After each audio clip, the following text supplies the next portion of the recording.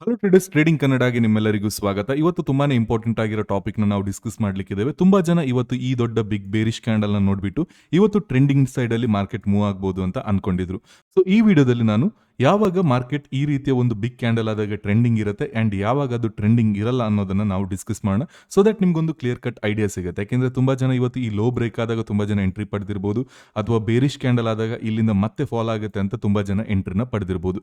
But ಒಂದು concept ನ use ಮಾಡೋ ಮೂಲಕ ನಾವು ಯಾವಾಗ ಟ್ರೆಂಡಿಂಗ್ ಇರುತ್ತೆ ಅಥವಾ ಯಾವಾಗ ಟ್ರೆಂಡಿಂಗ್ ಇರಲ್ಲ ಅನ್ನೋ ಒಂದು ಐಡಿಯಾನ ನಾವು ಇದರಲ್ಲಿ ಪಡಿಬಹುದು. ಸೊ ದಟ್ ನೀವು ಆ ಬೇಸ್ಡ್ ಆಗಿ ಪ್ಲಾನ್ ಅನ್ನ ಮಾಡಬಹುದು. ಸೊ ಇಫ್ ಇನ್ ಕೇಸ್ ಈ ಕಾನ್ಸೆಪ್ಟ್ ನಿಮಗೆ ಇಷ್ಟವಾಗಿದ್ದರೆ ಈ ವಿಡಿಯೋನ ಲೈಕ್ ಮಾಡಿ, ಹಾಗೆ ನಮ್ಮ ಚಾನಲ್ಗೆ ಸಬ್ಸ್ಕ್ರೈಬ್ ಮಾಡೋ ಮೂಲಕ ಪಕ್ಕದಲ್ಲಿರೋ ಬೆಲ್ ಐಕನ್ ಒತ್ತಿದ್ರೆ ಮುಂದಿನ ವಿಡಿಯೋಗಳ ನೋಟಿಫಿಕೇಶನ್ ಕೂಡ ನಿಮಗೆ ಸಿಗುತ್ತೆ. ಫಸ್ಟ್ ಕಂಡೀಷನ್ ಏನು ಅಂದ್ರೆ ಈ ಒಂದು ಕಾನ್ಸೆಪ್ಟ್ ಇದನ್ನು ನಾವು 15 ಮಿನಿಟ್ಸ್ ಟೈಮ್ ಫ್ರೇಮ್ ಅಲ್ಲಿ ಮಾತ್ರ ನೋಡಬೇಕಾಗತ್ತೆ. ಹಾಗೆ ಮೊದಲ ಕ್ಯಾಂಡಲ್ ಏನಿರುತ್ತೆ 9:15 ಇದು ಮೊದಲ ಕ್ಯಾಂಡಲ್ 15 ಮಿನಿಟ್ಸ್ ಅಲ್ಲಿ ದೊಡ್ಡದಾಗಿರೋ ಒಂದು ಬೇರಿಶ್ ಕ್ಯಾಂಡಲ್ ಆಗಬೇಕಾಗತ್ತೆ. ಈ ಬೇರಿಶ್ ಕ್ಯಾಂಡಲ್ ಏನಿರುತ್ತಲ್ಲ ತುಂಬಾನೇ ಸ್ಟ್ರಾಂಗ್ ಆಗಿರೋ ಕ್ಯಾಂಡಲ್ ಆಗಬೇಕಾಗತ್ತೆ. ಈ ರೀತಿ ವಿಕ್ ಎಲ್ಲ ಇರಬಾರ್ದು ಬಾಟಮ್ ಅಲ್ಲಿ, ಅಥವಾ ಟಾಪ್ ಸೈಡ್ ಅಲ್ಲೂ ವಿಕ್ ಇರೋದು, ಬಾಟಮ್ ಸೈಡ್ ಅಲ್ಲೂ ವಿಕ್ ಇರೋದು, ಈ ರೀತಿ ಲಾಂಗ್ ಸೈಡ್ ವಿಕ್ ಇರೋದು, ಈ ರೀತಿ ಎಲ್ಲ ವಿಕ್ ಇದರಲ್ಲಿ ಇರಬಾರ್ದು. ಸ್ಟ್ರಾಂಗ್ ಆಗಿರೋ ಬೇರಿಶ್ ಕ್ಯಾಂಡಲ್ ಆಗಬೇಕಾಗತ್ತೆ. ಯಾಕೆಂದ್ರೆ ನಾವೊಂದು ಟ್ರೆಂಡಿಂಗ್ ಮೊಮೆಂಟಮ್ ನ ಕ್ಯಾಪ್ಚರ್ ಮಾಡಲಿಕ್ಕೆ ಟ್ರೈ ಮಾಡ್ತೀವಿ. ಸೊ ಈ ರೀತಿ ಒಂದು ದೊಡ್ಡದಾಗಿರೋ ಬೇರಿಶ್ ಕ್ಯಾಂಡಲ್ ನಮಗೆ 15 ಮಿನಿಟ್ಸ್ ಅಲ್ಲಿ ಆಗಬೇಕಾಗತ್ತೆ. ಆ ನಂತರ ನೀವು ಟ್ರೇಡಿಂಗ್ ವ್ಯೂ ಅಲ್ಲಿ ಇಲ್ಲಿ ಗಮನಿಸೋದಾದ್ರೆ ಮೆಷರ್ ಅನ್ನೋ ಒಂದು ಟೂಲ್ ಇದೆ. ಸೊ ಈ ಮೆಷರ್ ಟೂಲ್ ಅನ್ನ ಯೂಸ್ ಮಾಡಿ ಈ ಒಂದು ಕ್ಯಾಂಡಲ್ ನ ಹೈ ಮತ್ತೆ ಲೋ ಅನ್ನ ನಾವು ಮೆಷರ್ ಮಾಡಬೇಕಾಗತ್ತೆ. ಜಸ್ಟ್ ಇದನ್ನ ಕ್ಲಿಕ್ ಮಾಡಿ ಇದರ ಬಾಟಮ್ ಇಂದ ಅಥವಾ ಹೈ ಇಂದ ಇದರ ಒಂದು ಲೆಂತ್ ಅನ್ನ ಮೆಷರ್ ಮಾಡಿ. ಸೊ ಅರೌಂಡ್ 275 ನಮಗೆ ಕಾಣಲಿಕ್ಕೆ ಸಿಗ್ತಾ ಇದೆ. ಅಂಡ್ ಸೆಂಟರ್ ಅಲ್ಲಿ ಒಂದು ಲೈನ್ ಕಾಣಲಿಕ್ಕೆ ಸಿಗ್ತಾ ಇದೆ. ಅದನ್ನ ನಾವು ಮಾರ್ಕ್ ಮಾಡಬೇಕಾಗತ್ತೆ. ಇದು ಈ ಕ್ಯಾಂಡಲ್ ನ 50% ರೇಂಜ್ ಆಗುತ್ತೆ. ಇಫ್ ಇನ್ ಕೇಸ್ ಪ್ರೈಸ್ ಏನಾದರೂ ದೊಡ್ಡದಾಗಿರೋ ಬೇರಿಶ್ ಕ್ಯಾಂಡಲ್ ಆಗಿ ಟ್ರೆಂಡಿಂಗ್ ಹೋಗೋ ಸಾಧ್ಯತೆ ಇದ್ರೆ ಏನಾಗುತ್ತೆ ಅಂದ್ರೆ price most of the time ಇಲ್ಲಿ ತನಕ 50% ಲೆವೆಲ್ ತನಕ ರಿವರ್ಸಲ್ ಆಗುತ್ತೆ. ಆ ನಂತರ ಯಾವಾಗ ಇದರ ಲೋ ಬ್ರೇಕ್ ಆಗುತ್ತೆ ಅಲ್ಲಿಂದ ನಮಗೆ most of the time trending momentum ಸಿಗೋ ಸಾಧ್ಯತೆ ಇರುತ್ತೆ. ಇಫ್ ಇನ್ ಕೇಸ್ ಈ ರೀತಿ 50% ಬರದೆ ಅದೇನಾದ್ರೂ ಲೋ ಬ್ರೇಕ್ ಆದ್ರೆ ಅಲ್ಲಿ ನಮಗೆ ಟ್ರೆಂಡಿಂಗ್ ಮೊಮೆಂಟಮ್ ಇರಲ್ಲ. ಸೊ ಇವತ್ತಿನ ದಿನ ನಾವು ಗಮನಿಸೋದಾದ್ರೆ ಇದು 50% ಲೆವೆಲ್ ತನಕ ಬಂದಿಲ್ಲ ಅಂಡ್ ಆ ನಂತರ ಇದರ ಲೋ ಅನ್ನ ಬ್ರೇಕ್ ಆಗುತ್ತೆ. ಹಾಗಾಗಿ ಯಾವುದೇ ರೀತಿ ಟ್ರೆಂಡಿಂಗ್ ಮೊಮೆಂಟಮ್ ಇರಲಿಲ್ಲ. ಪ್ರೈಸ್ ಇದೇ ರೇಂಜ್ ಅಲ್ಲಿ ಹೋಲ್ಡ್ ಆಗಿ ನಮಗೆ ಸ್ವಲ್ಪ ರಿವರ್ಸಲ್ ನ ಕೊಟ್ಟು ಕ್ಲೋಸಿಂಗ್ ಅನ್ನ ಕೊಡುತ್ತೆ. So first and most important thing ಏನು ಅಂದ್ರೆ ಫಸ್ಟ್ ಕ್ಯಾಂಡಲ್ ನಮಗೆ ದೊಡ್ಡದಾಗಿರೋ ಕ್ಯಾಂಡಲ್ ಆಗಬೇಕು. 50% ಲೆವೆಲ್ ವರೆಗೂ ನಮಗೆ ಪ್ರೈಸ್ ರಿವರ್ಸಲ್ ನ ಬರಬೇಕು. ಆ ನಂತರ ಯಾವಾಗ ಎಕ್ಸ್ಟ್ರೀಮ್ ಲೋ ಅನ್ನ, ಈಗ ಸೆಕೆಂಡ್ ಕ್ಯಾಂಡಲ್ ವಿಕ್ ಸ್ವಲ್ಪ ಹೊರಗಡೆ ಇದ್ರೆ ಆ ವಿಕ್ ಅನ್ನು ಕೂಡ ಯಾವಾಗ ಬ್ರೇಕ್ ಆಗುತ್ತೆ ಅಲ್ಲಿಂದ ಒಂದು ಉತ್ತಮವಾದ ಫಾಲ್ ನಮಗೆ ಸಿಗೋ ಸಾಧ್ಯತೆ ಇರುತ್ತೆ. ಇದಕ್ಕೆ ನಾನು ಎಕ್ಸಾಂಪಲ್ ಅನ್ನು ಕೂಡ ನಾನು ತೋರಿಸ್ತೇನೆ. ರೀಸೆಂಟ್ ಎಕ್ಸಾಂಪಲ್ ಗಳನ್ನ ನಾವು ನೋಡೋಣ. ಯಾವುದೇ ರೀತಿ ಒಂದು ವರ್ಷ ಹಳೆಯದು ಈ ರೀತಿ ಎಕ್ಸಾಂಪಲ್ ಬೇಡ. ರೀಸೆಂಟ್ ಎಕ್ಸಾಂಪಲ್ ನಾನು ನಿಮಗೆ ತೋರಿಸ್ತೇನೆ. ಯಾವ ರೀತಿದು ಉತ್ತಮವಾದ ಒಂದು ವಿನ್ನಿಂಗ್ ಪ್ರೊಬ್ಯಾಬಿಲಿಟಿನ ನಮಗೆ ನೀಡುತ್ತೆ ಅನ್ನೋದನ್ನ ನೀವೇ ಗಮನಿಸಬಹುದು. ಸೊ ಇದರ ಕಾನ್ಸೆಪ್ಟ್ ಅನ್ನು ನಾವು ಫಸ್ಟ್ ಗೆ ಗಮನಿಸೋಣ. ಇಲ್ಲಿ ನಾವು ಗಮನಿಸೋದಾದ್ರೆ ಫಸ್ಟ್ ಬೇರಿಶ್ ಕ್ಯಾಂಡಲ್ ಆದಾಗ ತುಂಬಾ ಜನ ಇಲ್ಲಿಂದಾನೆ ಎಂಟ್ರಿ ಪಡೆದಿರೋ ಸಾಧ್ಯತೆ ಇರುತ್ತೆ. ಯಾವಾಗ ಇಷ್ಟು ದೊಡ್ಡ ಬೇರಿಶ್ ಕ್ಯಾಂಡಲ್ ಆಗುತ್ತೆ ತುಂಬಾ ಜನ ಈಗ ಪ್ರಾಫಿಟ್ ಅಲ್ಲಿ ಇರ್ತಾರೆ. ಅದರಲ್ಲಿ ಇನ್ನೂ ಕೆಲವರು ಈ ರೀತಿಯ ಮೊಮೆಂಟಮ್ ನ ಮಿಸ್ ಮಾಡಿರೋ ಸಾಧ್ಯತೆ ಇರುತ್ತೆ. ಅವರು ಎಂಟ್ರಿ ಪಡೆದಿರೋ ಸಾಧ್ಯತೆಗಳು ತುಂಬಾನೇ ಕಡಿಮೆ ಇರುತ್ತೆ. ಸೊ ಇಂತಹ ಮಿಸ್ ಮಾಡಿರೋ ಟ್ರೇಡರ್ಸ್ ಏನಿರ್ತಾರೆ ಅವರು ಸಣ್ಣ ಮಟ್ಟದ ರಿವರ್ಸಲ್ ಆಗಲಿ ಆ ನಂತರ ನಾನು ಎಂಟ್ರಿ ಪಡಿತೇನೆ ಅಂತ ಕಾಯ್ತಾ ಇರ್ತಾರೆ. ಸೊ ಯಾವಾಗ ಪ್ರೈಸ್ ರಿವರ್ಸಲ್ ಆಗುತ್ತೆ ಆಗ ಅವರು ಎಂಟ್ರಿನ ಕ್ರಿಯೇಟ್ ಮಾಡೋ ಸಾಧ್ಯತೆ ಇರುತ್ತೆ. ಹಾಗೆ ಯಾರೆಲ್ಲ ಇಲ್ಲಿ ಟ್ರೇಡರ್ಸ್ ಪ್ರಾಫಿಟ್ ಅಲ್ಲಿ ಇರ್ತಾರೆ ಅಂದ್ರೆ ಇಲ್ಲಿಂದ ಎಂಟ್ರಿ ಪಡೆದಿರೋ ಟ್ರೇಡರ್ಸ್ ಏನಿರ್ತಾರಲ್ಲ ಅವ್ರು ಪ್ರಾಫಿಟ್ ಅಲ್ಲಿ ಇರ್ತಾರಲ್ಲ ಅವರು ಅವರ ಪೊಸಿಷನ್ ಅನ್ನ ಟ್ರೈಲ್ ಮಾಡ್ಕೊಂಡು ತಗೊಂಡು ಬರೋ ಸಾಧ್ಯತೆ ಇರುತ್ತೆ. ಜನರಲಿ ಏನಾಗುತ್ತೆ ಅಂದ್ರೆ ಯಾವ್ದಾದ್ರು ಒಂದು ಮೊಮೆಂಟಮ್ 50% ಗಿಂತ ಮೇಲ್ಗಡೆ ರಿಕವರ್ ಆಯ್ತು ಅಂದಾಗ ಆ ಮೊಮೆಂಟಮ್ ಫೇಲ್ ಆಗೋ ಸಾಧ್ಯತೆ ಇರುತ್ತೆ. ಹಾಗಾಗಿ ಇಫ್ ಇನ್ ಕೇಸ್ ಪ್ರೈಸ್ ಏನಾದರೂ ಇದರ ಮೇಲ್ಗಡೆ ಮೂವ್ಮೆಂಟ್ ಆಗಲಿಕ್ಕೆ ಸ್ಟಾರ್ಟ್ ಆದ್ರೆ, ಅಂದ್ರೆ ಪ್ರೈಸ್ ಏನಾದರೂ 50% ಗಿಂತ ಮೇಲ್ಗಡೆ ಮೂವ್ಮೆಂಟ್ ಆಗಲಿಕ್ಕೆ ಸ್ಟಾರ್ಟ್ ಆದ್ರೆ ಆಗ ತುಂಬಾ ಜನ ಅವರ ಪೊಸಿಷನ್ ಅನ್ನ ಟ್ರೈಲಿಂಗ್ ಸ್ಟಾಪ್ ಲಾಸ್ ಅಲ್ಲಿ ಎಕ್ಸಿಟ್ ಆಗೋ ಸಾಧ್ಯತೆ ಇರುತ್ತೆ. ಅಂದ್ರೆ ಯಾರೆಲ್ಲ ಇಲ್ಲಿ ಎಂಟ್ರಿ ಪಡೆದಿರ್ತಾರೆ ಪ್ರೈಸ್ ಅಷ್ಟು ದೊಡ್ಡ ರಿವರ್ಸಲ್ ಆದಾಗ ಅವರ ಪೊಸಿಷನ್ ಹತ್ರ ಬರುತ್ತೆ, ಆಗ ಅವರು ಅದನ್ನ ಎಕ್ಸಿಟ್ ಆಗಲಿಕ್ಕೆ ಟ್ರೈ ಮಾಡ್ತಾರೆ. ಸೊ ಹಾಗಾಗಿ ಈ 50% ಲೆವೆಲ್ ಏನಿರುತ್ತೆ ಯಾವಾಗೆಲ್ಲ ದೊಡ್ಡ ಬೇರಿಶ್ ಕ್ಯಾಂಡಲ್ ಆಗುತ್ತೆ ತುಂಬಾನೇ ಇಂಪಾರ್ಟೆಂಟ್ ಆಗಿರೋ ಲೆವೆಲ್ ಆಗಿ ನಮಗೆ ವರ್ಕ್ ಆಗುತ್ತೆ. ಇಫ್ ಇನ್ ಕೇಸ್ ಪ್ರೈಸ್ ಏನಾದರೂ 50% ಲೆವೆಲ್ ವರೆಗೂ ಬಂದಿಲ್ಲ ಅಂದ್ರೆ ಇಲ್ಲಿಂದಾನೇ ಲೋ ಬ್ರೇಕ್ ಆಗಿ ಮೂಮೆಂಟ್ ಆಯ್ತು ಅಂದ್ರೆ ಜಸ್ಟ್ ಇಮ್ಯಾಜಿನ್ ಮಾಡಿ ಇಲ್ಲಿ ಯಾರೆಲ್ಲ ಎಂಟ್ರಿ ಪಡೆದಿದ್ರು ಅವರೆಲ್ಲರೂ ಪ್ರಾಫಿಟ್ ಅಲ್ಲಿ ಇರ್ತಾರೆ, ಅವರು ಹೋಲ್ಡ್ ಮಾಡ್ತಾರೆ. ಹಾಗಾಗಿ ತುಂಬಾ ಫ್ರೆಶ್ ಪೊಸಿಷನ್ಸ್ ಅಲ್ಲಿ ಕ್ರಿಯೇಟ್ ಆಗಲ್ಲ. ಹಾಗೆ ಯಾರೆಲ್ಲ ಇನ್ನಷ್ಟು ಪೊಸಿಷನ್ ಅನ್ನ ಆಡ್ ಮಾಡ್ಬೇಕಂದ್ರೆ ಈ ಟ್ರೇಡ್ ಅನ್ನ ಮಿಸ್ ಮಾಡಿದ್ದೇನೆ ನಾನು ಇನ್ನಷ್ಟು ಪೊಸಿಷನ್ ಅನ್ನ ಆಡ್ ಮಾಡಬೇಕು ಅಂತ ಅನ್ಕೊಂಡಿರ್ತಾರಲ್ಲ ಅವರು ಇಲ್ಲೆಲ್ಲೂ ಕೂಡ ಪೊಸಿಷನ್ ಆಡ್ ಮಾಡ್ಲಿಕ್ಕೆ ಹೋಗಲ್ಲ. ಇವನ್ ಆಡ್ ಮಾಡಿದ್ರು ಕೂಡ ದೊಡ್ಡ ಟಾರ್ಗೆಟ್ಗೆ ಅವರು ಪ್ಲಾನ್ ಮಾಡಲ್ಲ. ರೀಸನ್ ಏನು ಅಂದ್ರೆ ಇಫ್ ಇನ್ ಕೇಸ್ ಅವರು ಇಲ್ಲಿ ಎಂಟ್ರಿ ಪಡೆದ್ರೆ ಒಂದು ಭಯ ಇರುತ್ತೆ, ಪ್ರೈಸ್ ಏನಾದ್ರು ರಿವರ್ಸಲ್ ಆಗ್ಬೋದಾ ಅಥವಾ ಪ್ರೈಸ್ ಇನ್ನಷ್ಟು ಮೇಲೆ ಬಂದು ಆ ನಂತರ ರಿವರ್ಸಲ್ ಕೊಡ್ಬೋದಾ ಅನ್ನೋ ಒಂದು ಭಯ ಇರುತ್ತೆ. ಹಾಗಾಗಿ ಅವರು ಇಫ್ ಇನ್ ಕೇಸ್ ಎಂಟ್ರಿ ಏನಾದ್ರು ಪಡೆದ್ರೆ ಸಣ್ಣ ಪುಟ್ಟ ಟಾರ್ಗೆಟ್ ಗಳಿಗೆ ಅದನ್ನು ಎಕ್ಸಿಟ್ ಆಗುವ ಸಾಧ್ಯತೆ ಇರುತ್ತೆ. ಹಾಗಾಗಿ ಅಲ್ಲಿ ತುಂಬಾ ಟ್ರೇಡರ್ಸ್ಗಳು ಎಂಟ್ರಿ ಪಡೆಯೋ ಸಾಧ್ಯತೆ ಕಡಿಮೆ ಇರುತ್ತೆ. ಹಾಗಾಗಿ ಆ ಮೊಮೆಂಟಮ್ ನಮಗೆ ಡೌನ್ ಸೈಡ್ ಅಲ್ಲಿ ಸಿಗೋದಿಲ್ಲ. ಸೊ ಹಾಗಾಗಿ ಈ 50% ರಿವರ್ಸಲ್ ಆಗಿ ಲೋ ಬ್ರೇಕ್ ಆದಾಗ ತುಂಬಾ ಜನರಿಗೆ ಒಂದು ಫ್ರೆಶ್ ಪೊಸಿಷನ್ ಸಿಗುತ್ತೆ. ತುಂಬಾ ಜನ ಅಲ್ಲಿಂದ ಫ್ರೆಶ್ ಆಗಿ ಎಂಟ್ರಿನ ಪಡೆಯಲಿಕ್ಕೆ ಶುರು ಮಾಡ್ತಾರೆ.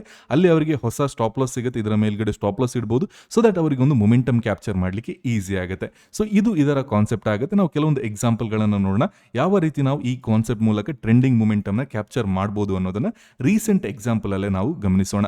ಇಲ್ಲಿ ನಾವು 8th ಕ್ಯಾಂಡಲ್ ಅನ್ನ ನಾವು ನೋಡೋದಾದ್ರೆ ಬೇರಿಶ್ ಕ್ಯಾಂಡಲ್ ಆಗಿದೆ, ಬಟ್ ಇಲ್ಲಿ ನಮಗೆ ಬಾಟಮ್ ಅಲ್ಲಿ ವಿಕ್ ಇದೆ. ಇಲ್ಲಿ ಯಾವುದೇ ರೀತಿ ವಿಕ್ ಇರಬಾರ್ದು, ತುಂಬಾನೇ ಸ್ಟ್ರಾಂಗ್ ಆಗಿರೋ ಕ್ಯಾಂಡಲ್ ಆಗಬೇಕಾಗುತ್ತೆ. ಈ ಕ್ಯಾಂಡಲ್ ಅನ್ನು ಕೂಡ ನಾವು ಗಮನಿಸೋದಾದ್ರೆ ಇದು ನಮಗೆ ಬಾಟಮ್ ಅಲ್ಲೂ ವಿಕ್ ಇತ್ತು, ಟಾಪ್ ಅಲ್ಲೂ ವಿಕ್ ಇತ್ತು. ಸೊ ಇದು ಯಾವುದೇ ರೀತಿ ಸ್ಟ್ರಾಂಗ್ ಬೇರಿಶ್ ಕ್ಯಾಂಡಲ್ ಅಲ್ಲ, ಫಸ್ಟ್ ಕ್ಯಾಂಡಲ್ ಮಾತ್ರ, ಆ ದಿನದ್ದು ಫಸ್ಟ್ ಕ್ಯಾಂಡಲ್ ಮಾತ್ರ ನಾವು ನೋಡಬೇಕಾಗತ್ತೆ. ಅಂಡ್ ಈ ಕ್ಯಾಂಡಲ್ ಕೂಡ ತುಂಬಾನೇ ದೊಡ್ಡ ಕ್ಯಾಂಡಲ್ ಆಗಿತ್ತು, ಇಷ್ಟು ದೊಡ್ಡ ವಿಕ್ ಇತ್ತು. ಹಾಗಾಗಿ ಇದನ್ನು ನಾವು ಅವಾಯ್ಡ್ ಮಾಡಬೇಕಾಗತ್ತೆ. ಆ ನಂತರ ನೆಕ್ಸ್ಟ್ ಕ್ಯಾಂಡಲ್ ಅನ್ನು ನಾವು ಗಮನಿಸೋಣ. ನೆಕ್ಸ್ಟ್ ದಿನದ್ದು ಇದು ಬುಲ್ಲಿಶ್ ಕ್ಯಾಂಡಲ್ ಆಗಿತ್ತು, ಆನಂತರ ಪ್ರೈಸ್ ಫಾಲ್ ಆಗಿತ್ತು. ಇದು ಡಿಫರೆಂಟ್ ಕಾನ್ಸೆಪ್ಟ್ ಆಗುತ್ತೆ. ಮುಂದಿನ ವಿಡಿಯೋಗಳಲ್ಲಿ ನಾನು ಇದನ್ನ ನಿಮಗೆ ಖಂಡಿತವಾಗಿಯೂ ಎಕ್ಸ್ಪ್ಲೇನ್ ಮಾಡ್ತೇನೆ. ಸೊ ಈ ಒಂದು ಎಕ್ಸಾಂಪಲ್ ನಾವು ಗಮನಿಸೋದಾದ್ರೆ ತುಂಬಾನೇ ಉತ್ತಮವಾದ ಬೇರಿಶ್ ಕ್ಯಾಂಡಲ್ ಆಗಿದೆ. ಸ್ವಲ್ಪ ವಿಕ್ ಬಾಟಮ್ ಅಲ್ಲಿ ಇತ್ತು, ಬಟ್ ಕನ್ಸಿಡರೇಬಲಿ ಇದು ಸ್ಟ್ರಾಂಗ್ ಕ್ಯಾಂಡಲ್ ಆಗಿತ್ತು. ಯಾಕೆಂದ್ರೆ ಇಲ್ಲಿಂದ ಓಪನ್ ಆಗಿದೆ, ಇಲ್ಲಿ ಕ್ಲೋಸ್ ಆಗಿದೆ, ಮೇಲ್ಗಡೆಯಿಂದ ಕೂಡ ಸೆಲ್ಲಿಂಗ್ ಇತ್ತು. ಹಾಗಾಗಿ ನಮಗೆ ತುಂಬಾನೇ ಸ್ಟ್ರಾಂಗ್ ಆಗಿರೋ ಕ್ಯಾಂಡಲ್ ಅಂತ ನಮಗೆ ಇದು ಕನ್ಸಿಡರ್ ಆಗುತ್ತೆ. ಇದರ ಹೈ ಮತ್ತೆ ಲೋ ಲೆವೆಲ್ ಗಳನ್ನ ಮೆಜರ್ ಮಾಡಿಬಿಟ್ಟು ನೀವು ಸೆಂಟರ್ ಅಲ್ಲಿ ಒಂದು ಲೈನ್ ಅನ್ನ ಮಾರ್ಕ್ ಮಾಡಬೇಕು. ಇದು 50% ಲೆವೆಲ್ ಆಗುತ್ತೆ ಈ ಕ್ಯಾಂಡಲ್ ಇದು. ಇಲ್ಲಿ ನೀವು ಗಮನಿಸಬಹುದು ಪ್ರೈಸ್ 50% ಲೆವೆಲ್ ತನಕ ರಿವರ್ಸಲ್ ಆಗುತ್ತೆ. ಯಾವಾಗ ಇದರ ಲೋ ಬ್ರೇಕ್ ಆಗುತ್ತೆ ಅಲ್ಲಿಂದ ನೇರವಾದ ಫಾಲ್ ನಮ್ಗೆ ಇಲ್ಲಿ ಕಾಣಲಿಕ್ಕೆ ಸಿಗುತ್ತೆ. ಹಾಗಾಗಿ 50% ಲೆವೆಲ್ ತನಕ ಬಂದು ಬ್ರೇಕ್ ಆದ್ರೆ ಅದು ತುಂಬಾನೇ ಉತ್ತಮವಾದ ಮೊಮೆಂಟಮ್ ಕೊಡೋ ಸಾಧ್ಯತೆ ಇರುತ್ತೆ. ಹೈ ವಿನ್ನಿಂಗ್ ಪ್ರೊಬ್ಯಾಬಿಲಿಟಿ ಇದರಲ್ಲಿ ಇರುತ್ತೆ. ಇಲ್ಲಿ ಇವತ್ತೇನಾಗಿತ್ತು 50% ತನಕ ಬಂದಿಲ್ಲ, ಹಾಗಾಗಿ ನಮಗೆ ಟ್ರೆಂಡಿಂಗ್ ಮೊಮೆಂಟಮ್ ಸಿಕ್ಕಿಲ್ಲ. ಇಲ್ಲಿ 50% ತನಕ ಬಂದಿತ್ತು. ನೀವು ನೋಡಬಹುದು ಮೊಮೆಂಟಮ್ ಎಷ್ಟು ದೊಡ್ಡದಾಗಿ ಎಷ್ಟು ದೊಡ್ಡ ಫಾಲ್ ಅನ್ನು ನಮಗೆ ಕೊಟ್ಟಿದೆ ಅಂತ. So has a option buyer ನಾವು ಟ್ರೇಡ್ ಮಾಡುವಾಗ ಅಥವಾ ಈವನ್ ಆಪ್ಷನ್ ಸೆಲ್ಲರ್ ಆಗಿ ಟ್ರೇಡ್ ಮಾಡುವಾಗಲೂ ಕೂಡ ನಮಗೆ ದೊಡ್ಡ ಮೊಮೆಂಟಮ್ ಸಿಕ್ಕಾಗ ತುಂಬಾನೇ ಉತ್ತಮವಾದ ಪ್ರಾಫಿಟ್ ನಮಗೆ ಆಗುತ್ತೆ. ಸೊ ಇಲ್ಲಿ ಯಾವುದೇ ರೀತಿ ಕಂಡೀಷನ್ ಇಲ್ಲ. 31st ಕೂಡ ನಮಗೆ ಡೋಜಿ ಸಾರ್ಟ್ ಆಫ್ ಕ್ಯಾಂಡಲ್ ಆಗಿತ್ತು, ಹಾಗಾಗಿ ಅದನ್ನು ನಾವು ಕನ್ಸಿಡರ್ ಮಾಡ್ಲಿಕ್ಕೆ ಹೋಗಬಾರ್ದು. ಅಂಡ್ 28th ನಾವು ನೋಡೋದಾದ್ರೆ ಇಲ್ಲಿ ಉತ್ತಮವಾದ ಸ್ಟ್ರಾಂಗ್ ಬೇರಿಶ್ ಕ್ಯಾಂಡಲ್ ಆಗಿದೆ. ಇದರ 50% ಲೆವೆಲ್ ಅನ್ನು ನಾವು ಮಾರ್ಕ್ ಮಾಡೋಣ. ಇದು ನಮಗೆ 50% ಲೆವೆಲ್ ಆಗುತ್ತೆ. ಬಟ್ ಇಲ್ಲಿ ಏನಾಗುತ್ತೆ, ಪ್ರೈಸ್ 50% ಲೆವೆಲ್ ತನಕ ಬರಲ್ಲ, ಅದಕ್ಕಿಂತ ಮುಂಚೆ ಸ್ವಲ್ಪ ರಿವರ್ಸಲ್ ನ ಕೊಡುತ್ತೆ. ಅಂಡ್ ಯಾವಾಗ ಲೋ ಬ್ರೇಕ್ ಆಗುತ್ತೆ ಅಲ್ಲಿನೂ ಮೊಮೆಂಟಮ್ ಸಿಗುತ್ತೆ, ಸಣ್ಣ ಮೊಮೆಂಟಮ್ ಸಿಗುತ್ತೆ. ಬಟ್ ಟ್ರೆಂಡಿಂಗ್ ಮೊಮೆಂಟಮ್ ಅಂದ್ರೆ ಈ ರೀತಿ ನಮಗೆ ಪ್ರೀವಿಯಸ್ಲಿ ಏನು ಟ್ರೆಂಡಿಂಗ್ ಮೊಮೆಂಟಮ್ ಪ್ರೀವಿಯಸ್ ಎಕ್ಸಾಂಪಲ್ ಅಲ್ಲಿ ಕಾಣಲಿಕ್ಕೆ ಸಿಕ್ಕಿತ್ತು, ಇದು ಟ್ರೆಂಡಿಂಗ್ ಮೊಮೆಂಟಮ್, ಇದು ದೊಡ್ಡ ಮೊಮೆಂಟಮ್ ಆಗುತ್ತೆ. ಅಂಡ್ ಇಲ್ಲಿ ನಮಗೆ ಮೊಮೆಂಟಮ್ ಸಿಕ್ಕಿದೆ, ಬಟ್ ದೊಡ್ಡ ಮೊಮೆಂಟಮ್ ನಮಗೆ ಸಿಕ್ಕಿಲ್ಲ. ಇದರಿಂದ ಒಂದು ಐಡಿಯಾನ ನೀವು ಪಡ್ಕೊಳ್ಬಹುದು. ಈ ದಿನ ಟ್ರೆಂಡಿಂಗ್ ಹೋಗೋ ಸಾಧ್ಯತೆಗಳು ಸ್ವಲ್ಪ ಕಡಿಮೆ ಇದೆ ಅನ್ನೋದನ್ನು ನೀವು ಅರ್ಥ ಮಾಡ್ಕೊಳ್ಬಹುದು. ನೆಕ್ಸ್ಟ್ ಎಕ್ಸಾಂಪಲ್ ನಾವು ಗಮನಿಸೋಣ. ಇಲ್ಲೂ ಕೂಡ ಬೇರಿಶ್ ಕ್ಯಾಂಡಲ್ ಆಗಿದೆ, ಸಣ್ಣ ಮಟ್ಟದ ವಿಕ್ ಎಲ್ಲ ಇದೆ ಇದರಲ್ಲಿ. ಇದರ ಹೈ ಮತ್ತೆ ಲೋ ಅನ್ನ ನಾವು ಕನೆಕ್ಟ್ ಮಾಡಿ ಸೆಂಟರ್ ಲೈನ್ ಅನ್ನ ಮಾರ್ಕ್ ಮಾಡಬೇಕು. ಇನ್ನೊಂದು ಕಂಡೀಷನ್ ಏನು ಅಂದ್ರೆ ಯಾವುದೇ ಕಾರಣಕ್ಕೂ ಈ ರೀತಿ 50% ಲೆವೆಲ್ ನ ಮೇಲ್ಗಡೆ ಬುಲ್ಲಿಶ್ ಕ್ಯಾಂಡಲ್ ಕ್ಲೋಸ್ ಆಗಬಾರ್ದು. ಅಂದ್ರೆ ಇದರ ಮೇಲ್ಗಡೆ ಕ್ಯಾಂಡಲ್ ಕ್ಲೋಸ್ ಆಗಬಾರ್ದು. If in case candle close ಆದ್ರೆ ಅದು ಇನ್ವ್ಯಾಲಿಡ್ ಆಗುತ್ತೆ. ಹಾಗಾಗಿ ಈ ರೀತಿ ಕ್ಯಾಂಡಲ್ ಕ್ಲೋಸ್ ಆದಾಗ ಅದನ್ನು ನಾವು ಯೂಸ್ ಮಾಡೋದು ಅಷ್ಟೊಂದು ಬೆಟರ್ ಅಲ್ಲ. ಬಟ್ ಇಲ್ಲಿ ಚೆನ್ನಾಗಿ ವರ್ಕ್ ಆಗಿದೆ. But better if in case 50% ಲೆವೆಲ್ನ ಮೇಲ್ಗಡೆ ಕ್ಯಾಂಡಲ್ ಕ್ಲೋಸ್ ಆಯಿತು ಅಂದರೆ ಅದನ್ನು ಅವಾಯ್ಡ್ ಮಾಡೋದು ಬೆಟರ್ ಆಗುತ್ತೆ. ಇಲ್ಲಿಂದ ಉತ್ತಮವಾದ ಫಾಲ್ ಕೂಡ ನಮಗೆ ಸಿಕ್ಕಿದೆ. 50% ಲೆವೆಲಿಂದ ರಿವರ್ಸಲ್ ಆಗಿನೇ ನಮಗೆ ಪ್ರೈಸ್ ಬಂದಿತ್ತು. ಇಲ್ಲಿ ಯಾವುದೇ ರೀತಿ ಕಂಡೀಷನ್ ಮೀಟ್ ಆಗಿಲ್ಲ. ಆ ನಂತರ ಈ ದಿನನ ನೀವು ಗಮನಿಸಬಹುದು, 25th ಜುಲೈ ಇದರ ಹೈ ಮತ್ತೆ ಲೋ ಅನ್ನು ನಾವು ಕನೆಕ್ಟ್ ಮಾಡಿ ಒಂದು ಮಿಡಲ್ ಲೈನ್ ಅನ್ನು ಮಾರ್ಕ್ ಮಾಡಬೇಕು. ಸೊ 50% ಲೆವೆಲ್ನ ಮೇಲ್ಗಡೆ ಸ್ವಲ್ಪ ಮೇಲೆ ಹೋದ್ರೆ ಸಾಕು. ಅಂದ್ರೆ ಈ 50% ಲೆವೆಲ್ ಏನಿದೆಯಲ್ಲ ಇದರ ಮೇಲ್ಗಡೆ ಸ್ವಲ್ಪ ಬಂದ್ರೆ ಸಾಕು. ಇಫ್ ಇನ್ ಕೇಸ್ ತುಂಬಾನೇ ದೊಡ್ಡ ರಿವರ್ಸಲ್ ಆಯಿತು ಅಂದ್ರೆ ಆಗ್ಲೂ ಕೂಡ ಅವಾಯ್ಡ್ ಮಾಡಬೇಕಾಗತ್ತೆ. ಆಗ ಅದಕ್ಕೆ ಯಾವುದೇ ರೀತಿ ಪಾಯಿಂಟ್ ಇರಲ್ಲ. ಮೊದಲೇ ಹೇಳಿದಾಗೆ ಇಲ್ಲಿ ಎಂಟ್ರಿ ಪಡೆದಿರೋರು ಟ್ರೇಲಿಂಗ್ ಸ್ಟಾಪ್ ಲಾಸ್ ಅಲ್ಲಿ ಎಕ್ಸಿಟ್ ಆಗ್ತಾರೆ. ಸೊ ಹಾಗಾಗಿ ಅದು ನಮಗೆ ಯಾವುದೇ ರೀತಿ ಅಪ್ಲಿಕೇಬಲ್ ಆಗಲ್ಲ. ಇಲ್ಲಿ ನಮಗೆ 50% ಲೆವೆಲ್ ತನಕ ಬಂದಿದೆ. ಆ ನಂತರ ಲೋ ಬ್ರೇಕ್ ಆಗುತ್ತೆ. ಇಲ್ಲಿ ನೀವು ನೋಡಬಹುದು ನೇರವಾದ ಫಾಲ್ ನಮ್ಗೆ ಇಲ್ಲಿ ಕಾಣಲಿಕ್ಕೆ ಸಿಗ್ತಾ ಇದೆ. ಸೊ ಇದೊಂದು ಕಾನ್ಸೆಪ್ಟ್ ಆಗಿರುತ್ತೆ. ಇದನ್ನ ನೀವು ಆ ನಂತರ ಬೇರೆ ಸ್ಟ್ರಾಟಜಿಗಳ ಜೊತೆ ಕಂಬೈನ್ ಮಾಡಬಹುದು. ಸೊ ದಟ್ ನಿಮ್ಗೊಂದು ಡೈರೆಕ್ಷನ್ ಗೊತ್ತಾದ್ಮೇಲೆ ಅದನ್ನ ಟ್ರೇಡ್ ಮಾಡೋದು ತುಂಬಾನೇ ಈಸಿ ಆಗುತ್ತೆ. ಇಲ್ಲಿ ನೀವು ನೋಡಬಹುದು ದೊಡ್ಡ ಕ್ಯಾಂಡಲ್ ಆಗಿದೆ. 50% ಲೆವೆಲ್ ಇಂದ ರಿವರ್ಸಲ್ ಕೂಡ ಆಗಿದೆ. ಅಂಡ್ ಇಲ್ಲಿ ನಾವು ನೋಡೋದಾದ್ರೆ ತುಂಬಾನೇ ದೊಡ್ಡ ರಿವರ್ಸಲ್, ದೊಡ್ಡ ವೀಕ್ ಆಗಿದೆ. ಹಾಗಾಗಿ near to the candle high ನಮಗೆ ಆಗಿದೆ. ಹಾಗಾಗಿ ಯಾರೆಲ್ಲ ಎಂಟ್ರಿ ಪಡೆದಿರ್ತಾರೆ ಅವರು ಟ್ರೇಲಿಂಗ್ ಸ್ಟಾಪ್ ಲಾಸ್ ಅಲ್ಲಿ ಎಕ್ಸಿಟ್ ಆಗೋ ಸಾಧ್ಯತೆ ಇರುತ್ತೆ. ಹಾಗಾಗಿ ಇದನ್ನು ನಾವು ಕನ್ಸಿಡರ್ ಮಾಡೋದು ಬೆಟರ್ ಅಲ್ಲ. ನಂತರ ಬುಲಿಶ್ ಕ್ಯಾಂಡಲ್ ಆಗಿತ್ತು, ಇಲ್ಲಿ ಕೂಡ ಬುಲಿಶ್ ಕ್ಯಾಂಡಲ್ ಆಗಿದೆ. ಈ ಕ್ಯಾಂಡಲ್ ಏನಿದೆ ತುಂಬಾನೇ ದೊಡ್ಡ ವೀಕ್ ಆಗಿದೆ. ನೋಡಿ ಬಾಟಮ್ ಅಲ್ಲಿ ಇಷ್ಟು ದೊಡ್ಡ ಹಾಫ್ ಆಫ್ ದ ಕ್ಯಾಂಡಲ್ ನಮಗೆ ವಿಕ್ಕೆ ಕಾಣಲಿಕ್ಕೆ ಸಿಗ್ತಾ ಇದೆ. ಹಾಗಾಗಿ ಇದನ್ನು ನಾವು ಅವಾಯ್ಡ್ ಮಾಡಬೇಕಾಗತ್ತೆ. ಆ ನಂತರ ಇದರ ಮೇಲ್ಗಡೆ ಕೂಡ ಕ್ಯಾಂಡಲ್ ಕ್ಲೋಸ್ ಆಗಿತ್ತು. ಸೊ ಹಾಗಾಗಿ ಅಷ್ಟೊಂದು ಉತ್ತಮವಾದ ಎಂಟ್ರಿ ಅಲ್ಲ. ಇಲ್ಲೂ ಕೂಡ ನೀವು ಗಮನಿಸಬಹುದು ದೊಡ್ಡ ಕ್ಯಾಂಡಲ್ ಆಗುತ್ತೆ. ದೊಡ್ಡ ಕ್ಯಾಂಡಲ್ ಆದ ತಕ್ಷಣ ಏನಾಗುತ್ತೆ, ಇವತ್ತು ಸೆಲ್ಲಿಂಗ್ಗೆ, ಇವತ್ತು ಮಾರ್ಕೆಟ್ ಫಾಲ್ ಆಗುತ್ತೆ ಅಂತ ತುಂಬಾ ಜನ ಅನ್ಕೊಳ್ತಾರೆ. ಬಟ್ ಅದು ಕಂಪ್ಲೀಟ್ಲಿ ರಾಂಗ್ ಆಗಿರುತ್ತೆ. ನೀವು ಟ್ರ್ಯಾಪ್ ಆಗೋ ಸಾಧ್ಯತೆ ಇರುತ್ತೆ. ಈ ಕಾನ್ಸೆಪ್ಟ್ ಅನ್ನು ಯೂಸ್ ಮಾಡಿ ನೀವು ಇದನ್ನ ಈಸಿಯಾಗಿ ಐಡೆಂಟಿಫೈ ಮಾಡಬಹುದು ವೆದರ್ ಇದು ತುಂಬಾನೇ ದೊಡ್ಡ ಮೂಮೆಂಟ್ ಆಗುತ್ತಾ ಇಲ್ವಾ ಅಂತ. ಇಲ್ಲಿ ನಿಮಗೆ 50% ಲೆವೆಲ್ ತನಕ ಬಂತು, ಬಟ್ ಇದರ ಲೋ ಬ್ರೇಕ್ ಆಗಿಲ್ಲ. ಹಾಗಾಗಿ ಡೌನ್ ಸೈಡ್ ಅಲ್ಲಿ ನಮಗೆ ಮೊಮೆಂಟಮ್ ಸಿಕ್ಕಿಲ್ಲ. ಲೋ ಬ್ರೇಕ್ ಆಗಬೇಕು, ಆ ನಂತರ ಮಾತ್ರ ಅದು ನಮಗೆ ಡೌನ್ ಸೈಡ್ ಅಲ್ಲಿ ಮೂಮೆಂಟ್ ಆಗೋ ಸಾಧ್ಯತೆ ಇರುತ್ತೆ. ಇಲ್ಲಿ ತುಂಬಾನೇ ದೊಡ್ಡ ಕ್ಯಾಂಡಲ್ ಆಗಿತ್ತು, ಬಟ್ ಬಾಟಮ್ ಅಲ್ಲಿ ದೊಡ್ಡ ವಿಕ್ ಇತ್ತು. ಹಾಗಾಗಿ ಇದನ್ನು ನಾವು ಕನ್ಸಿಡರ್ ಮಾಡೋ ಹಾಗಿಲ್ಲ.